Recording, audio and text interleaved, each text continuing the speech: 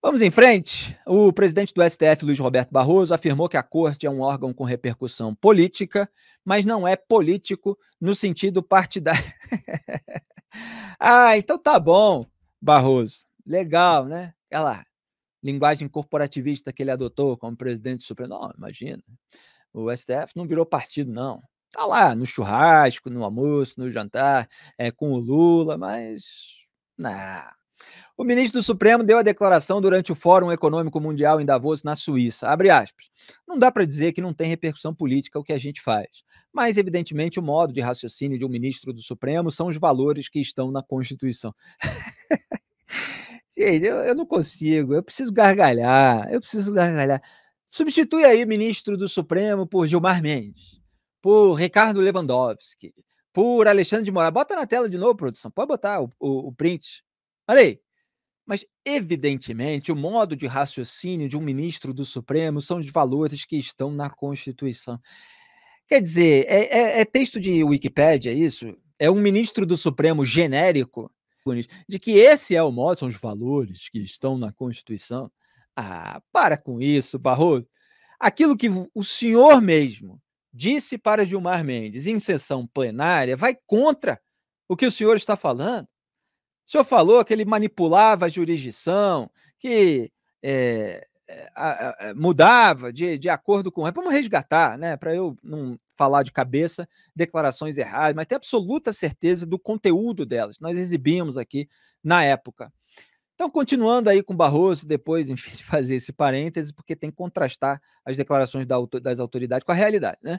Então, aspas para ele de novo, pode mudar o quadro. Portanto, só é político na medida em que a Constituição materializa escolhas importantes feitas pelo país, mas nunca no sentido partidário. Fecha aspas. Pode voltar para mim, para eu dizer aqui com imagem e som, que é tudo conversa fiada. Mais uma vez.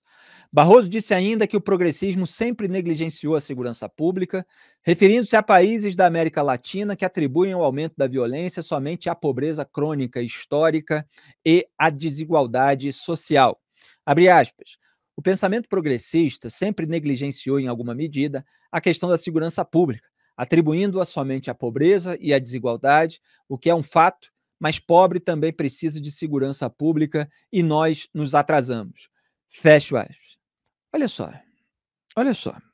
Barroso acabou de falar sobre o ministro pensar com valores da Constituição, sobre a corte não ser política, etc. E, no entanto, ele fala do pensamento progressista e no final da frase ele fala nós nos atrasamos. Quer dizer, ele se coloca num campo ideológico. Ele está falando da turma dele. Eu já fiz várias análises em que eu concordei com o Barroso, principalmente em relação a combate à corrupção. Não foram todos os casos, não. Teve caso em que ele afrouxou ali, mas ele, comparado, evidentemente, com aquela ala anti-Lava Jato do Supremo, ele foi firme em diversas ocasiões, inclusive nesses embates com o Gilmar Mendes e com o próprio Ricardo Lewandowski, no caso da sessão sobre a suspeição do Sérgio Moro. Agora, ele próprio politiza a conduta dele mesmo.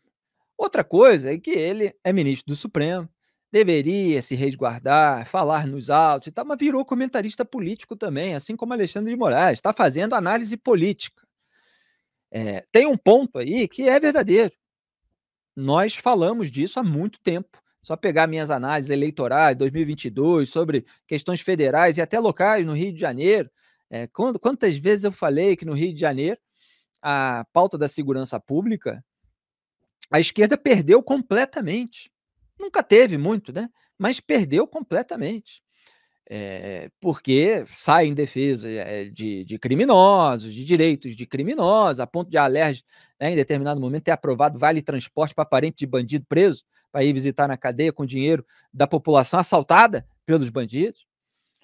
Então o Barroso está falando uma coisa certa, que a esquerda negligenciou, tirando essa pompa aí de pensamento progressista, a esquerda negligenciou a questão da segurança pública, atribuindo a pobreza e a desigualdade. Quer dizer, é como se a criminalidade fosse derivada da pobreza, o que é um insulto à população de baixa renda que não é criminosa, que mesmo com uma origem humilde, mesmo com dificuldades para ascender socialmente, vai trabalhar. Inclusive é assaltada no caminho porque está mais exposta do que os ricos, porque não tem carro blindado, porque vai pegar o transporte público, o ônibus onde é assaltada, não tem condomínio com guarita, com grade.